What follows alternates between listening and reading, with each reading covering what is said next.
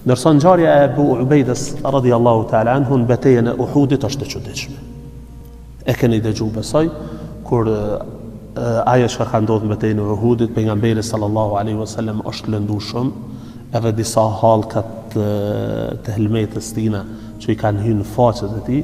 Abu Bekri radhiyallahu ta'ala anhu ka dasht me ja hek me dorë, Abu Ubejde radhiyallahu ta'ala anhu ka thonë prej frikës se mos pejgamberi alayhi salatu wasalam po ndin dhimbje, është afruar edhe me gojën e tij ka hek. Të parën kur e ka larguar i ka rënë njëri dhëm.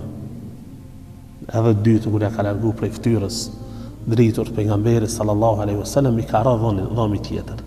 Abu Bekri radhiyallahu ta'ala anhu kur e përshkruan thot nuk kam pa mas kësaj ngjarje njeri më të bukur se Abu Ubejde, njeri thot me dhëm të ranë më të bukur se Abu Ubejde radhiyallahu ta'ala anhu.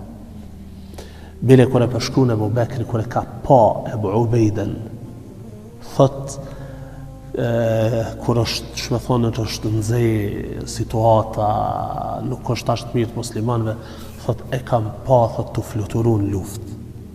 Çaq fuqishëm e ka mbrojt pejgamberin sallallahu alaihi wasallam sa që lutet Allahu xhalla wala Abu Bekri thot që veç Zoti din se ç'është për plen këtë njeri.